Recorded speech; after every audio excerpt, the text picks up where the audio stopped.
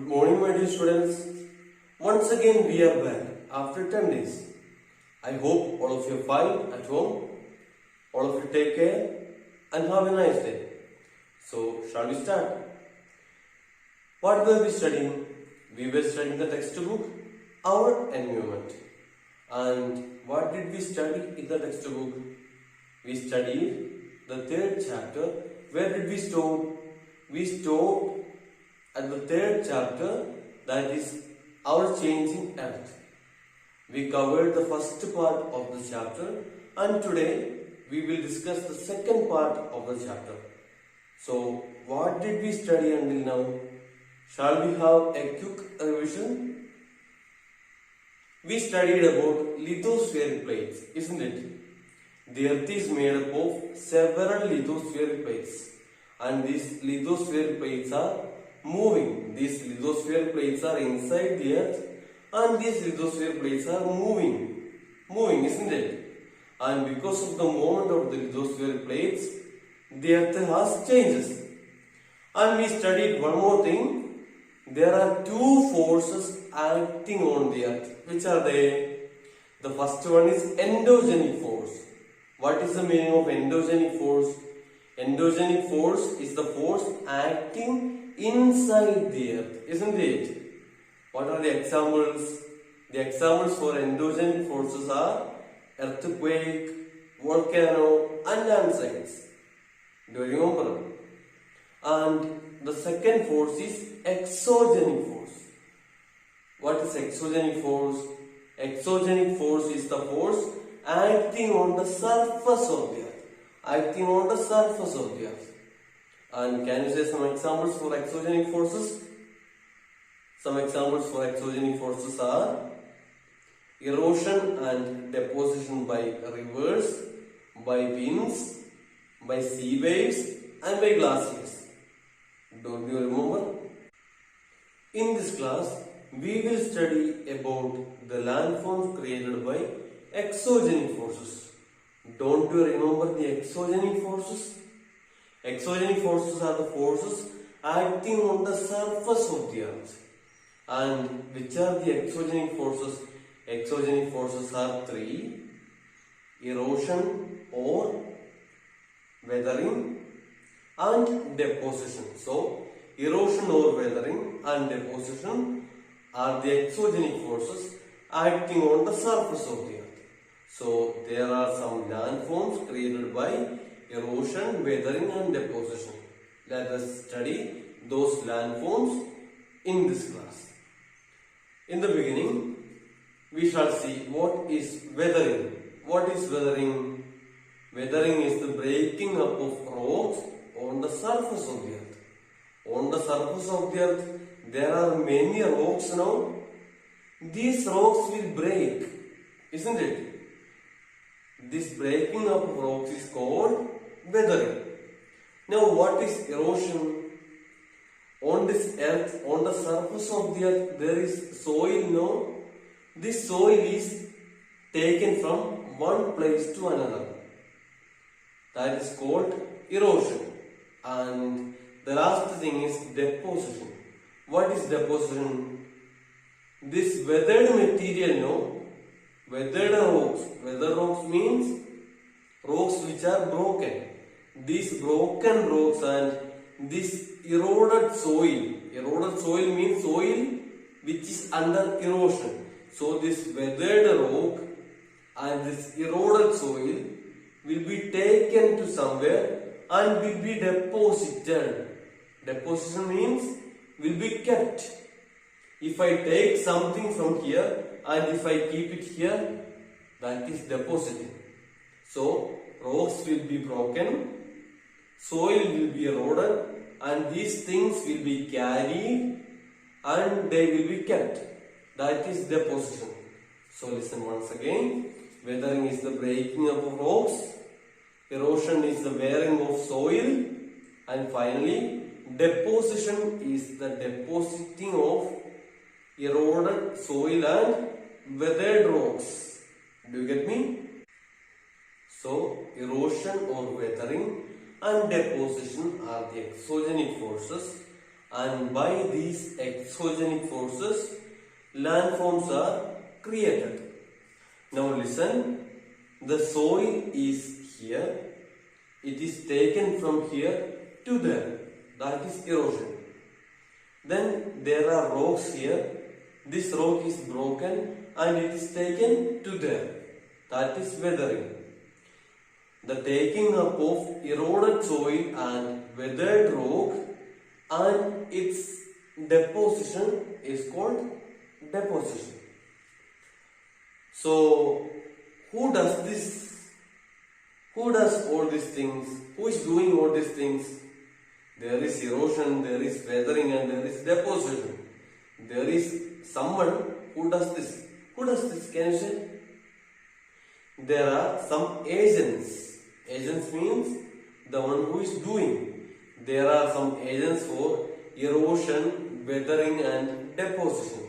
Who are they? The agents are a river, wind, then sea waves and glaciers. So I repeat again, the agents are rivers, water of rivers, that is the first agent. Then second one, sea waves. Then there is wind. And finally there is glaciers. What is glaciers? Glaciers are ice mountains or ice rocks. Do you get me? So the landforms created by erosion and deposition are made by a river or made by wind or made by sea waves or made by glaciers. So river is the first agent of erosion and deposition. So river is the first agent of exogenic forces. Now let us study about the landforms created by river. Before that, let us try to understand the course of a river. What is the course of a river? A river is flowing now. A river is flowing from its origin to the end. From the starting point to the ending point, a river is flowing. That flowing of the river is called the course of the river. Now let us try to understand some features of the course of the river. The rivers take birth where? The rivers take birth at the mountains, isn't it? The mountains are like this, isn't it? The mountains are like this. They are very steep. So, when a river takes birth, they are flowing through steep angles. So, the rivers will have very fast momentum in the beginning. What does it mean? In the beginning, the rivers will be flowing very fast. But by the time it reaches the sea, after flowing for so many kilometers, the rivers will reach sea now. By reaching the sea, they will slow down. That means they will lose the speed and they will be slowing. Do you get me? In the beginning stage of a river, erosion is dominating, and at the end of a river, deposition is dominating. What does it mean? In the beginning, the rivers will be very fast now. The rivers will be very fast. And so, the rivers will take soil, the rivers will take rocks, isn't it? That is erosion. So, in the beginning, the rivers will be very fast and erosion will be dominating. That means erosion will be more. And by the time it reaches the sea or by the end of the river, deposition will be dominating. What does it mean?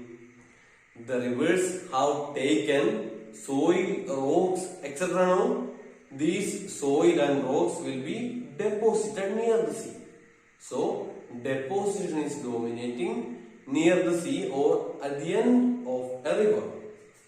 Now, let us study about waterfalls. I know all of you have seen waterfalls.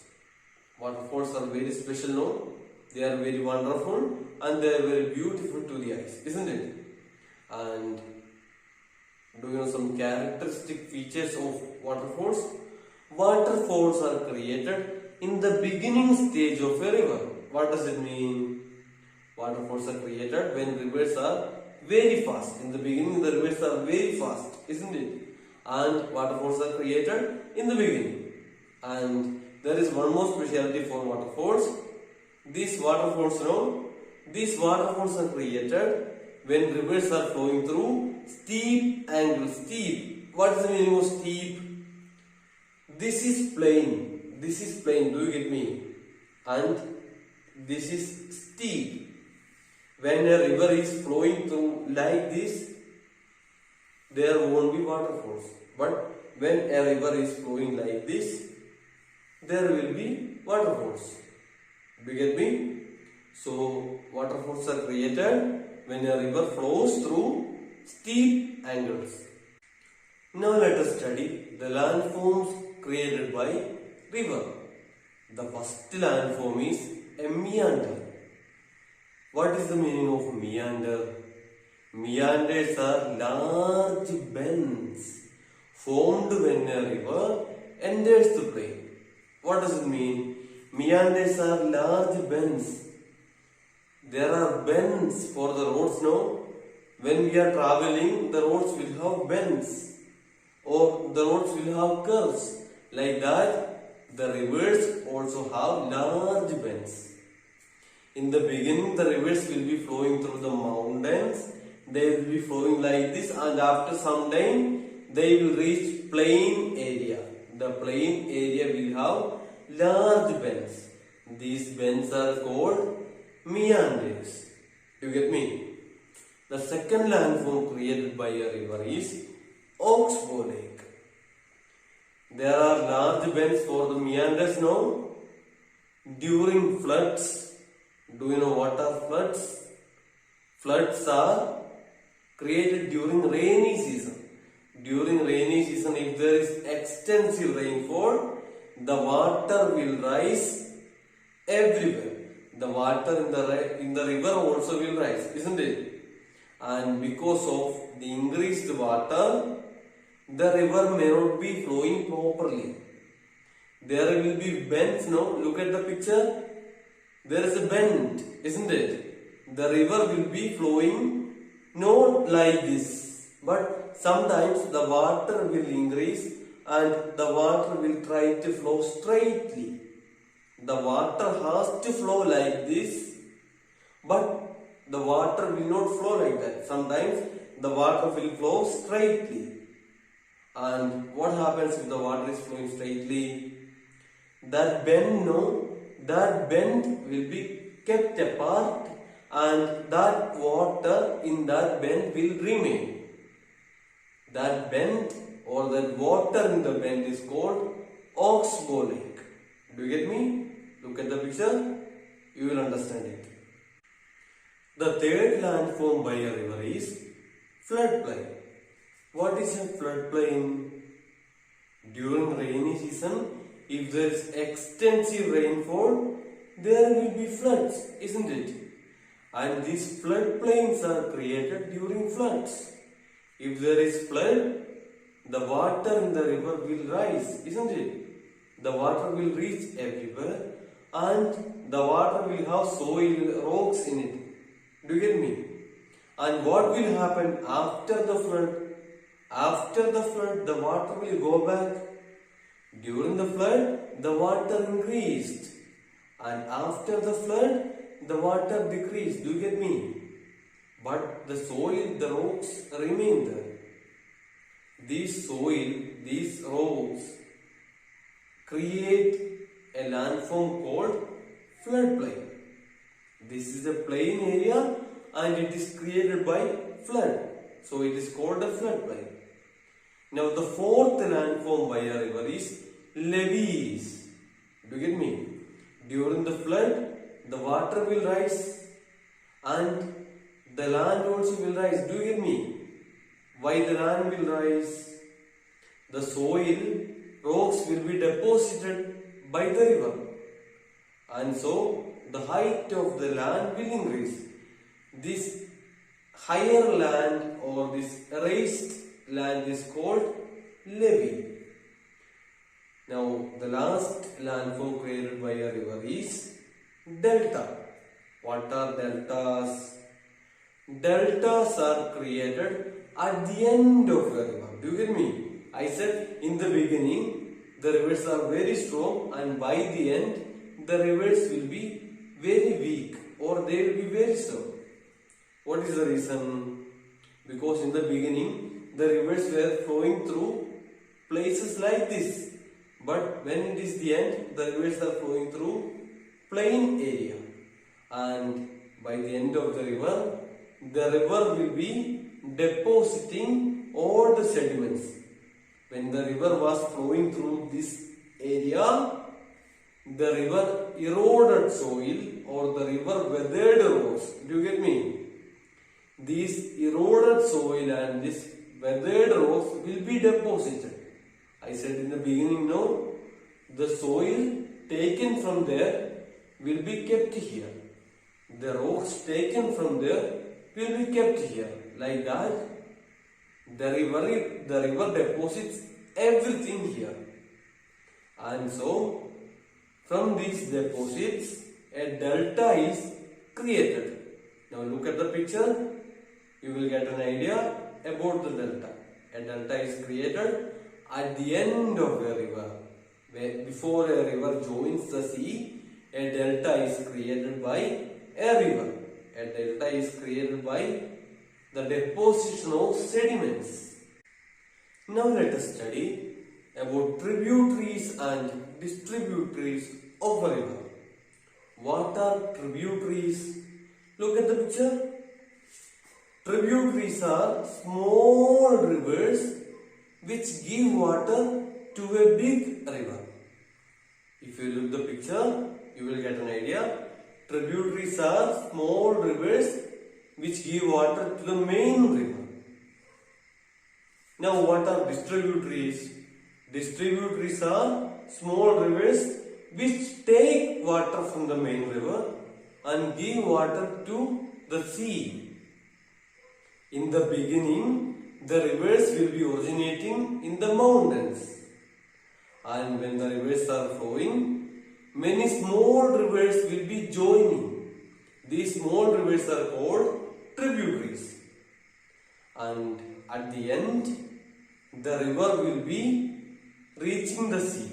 And before reaching the sea, the river will be separating into many small rivers. Look at the picture.